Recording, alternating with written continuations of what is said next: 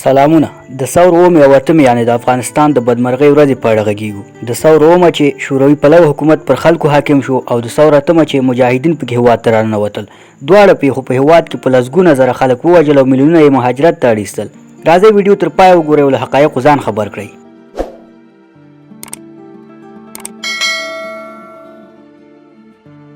د ثور اومه زموږ د ویاړلي تاریخ منحوسه ورځ. لسګونه کلونه وړاندې په 1350 کال د ثور اومه د سردار محمد داود خان تر مشرۍ لاندې جمهوري حکومت باندې د کمونست پلوه خلقیانو خونړۍ کودتا ورځ.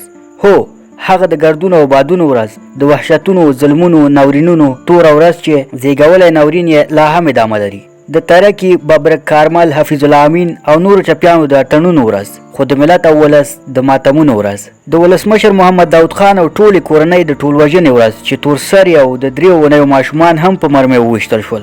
له عدلي او قضایي پروسس پرته په بلدوزرو باندې د لاس تړلو لسګونه زره بندیانو له خاورو لاندې کولو د پیل ورځ، د کلیو، کورونو او بانډو د بمباردونو او په توپونو د نړولو ورځ، د 22 لکو افغانانو د بېرحمانه او وحشیانه وژلو د پیل ورځ. له هغې ورځې وروسته بیا تر ننه مو سهار او ماښام په جګړو او وژنو پیل او پای ته رسیږي. دا چې د ثور اومې نیټې بېوزله کړو، ویشلو، خلقیان او پرچمیان یې د پردۍ مفکورې ترویج لپاره کرایي قتلان جوړ کړل، د هېواد مینه او افغاني انګیزه یې ورڅخه سلب کړه، نو ملت او ولس مو په تلپاتې نورین اخته شو او موږ لسګونه کلونه وروسته لا هم د قدرت د وږو انسانانو د شیطاني هوس او دوزخي حرص بیه ورکوو. ببرک کارمل به ویل چې هر څه به تر کمونیزم او لیننیزم زار کړي، او هغوی په ډیر جرأت سره دا خبره کوله چې د افغانستان لپاره یوازې کمونستان بس نه کوي او نور خلک باید ټول د هغوی په پښو کې قرباني شي. د همدغې پروسې د تطبیق لپاره د 1358 کال د مرغومې په 4مه نیټه کمونستانو روسان هم زموږ پر هېواد راوخیځول.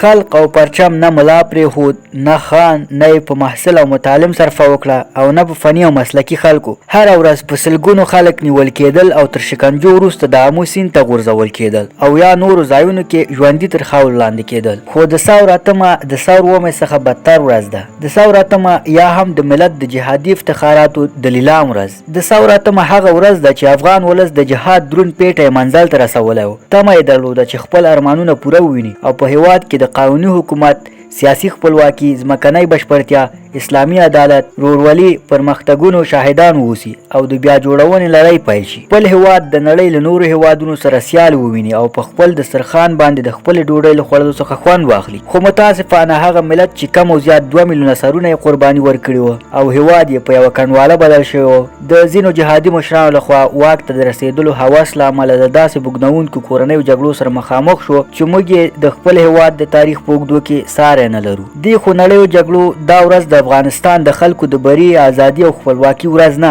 بلکې د هغه سیاسي جهادي مشرانو د بري ورځ وګرځوله چې د خلکو د بچیانو د سرونو په بیه واک ته ورسېدل. خو الهي احکامو د ملت ارمانونو ته یې شا کړه او د شخصي ګټو د لټون په سمندر کې لاهو شول. د افغانستان خلکو هغه فکر ته ماتې ورکړه چې له دیني معتقداتو، ملي ارزښتونو، قومي، قبیلوي جوړښت او دودونو سره یې په ټکر کې وه او د هغه ستر نړیوال ځواک نړېدلو ته یې لاره هواره کړه چې د خپلو سترو موخو د عملي کېدلو لپاره یې افغانستان ته په لسګونو زره پوځیان استولي وو. د ثور له اتمې څخه وروسته د واک کورنۍ مجنونانو او ګاونډیانو لاسوهنو افغانستان له داسې خونړۍ کورنۍ جګړې سره مخامخ کړ چې وچ او لاندې یو ځای وسوځول او د افغانستان پاتې مادي او معنوي شتمنۍ یې په سین لاهو کړه. د واک سپارلو د مخه د احمدشاه مسعود او ګلبدین حکمتیار ترمنځ په کابل کې سختې نښتې وشوې چې ډیر ښارونه د احمدشاه مسعود پلو ځواکونو ته په لاس ورغلل. یو شمېر نور د ګلبدین حکمتیار د اسلامي حزب پلو ځواکونو په خپل ولکه کې واخیستل او یو شمېر نور بیا د پخوانیو مجاهدینو د ډلو یو شمېر قومندانانو لاس ته ورغلل. د همدې مجاهدینو ډلو ترمنځ پیل شوو جګړو دوام وموند چې کابل ښار یې ړنګ کړ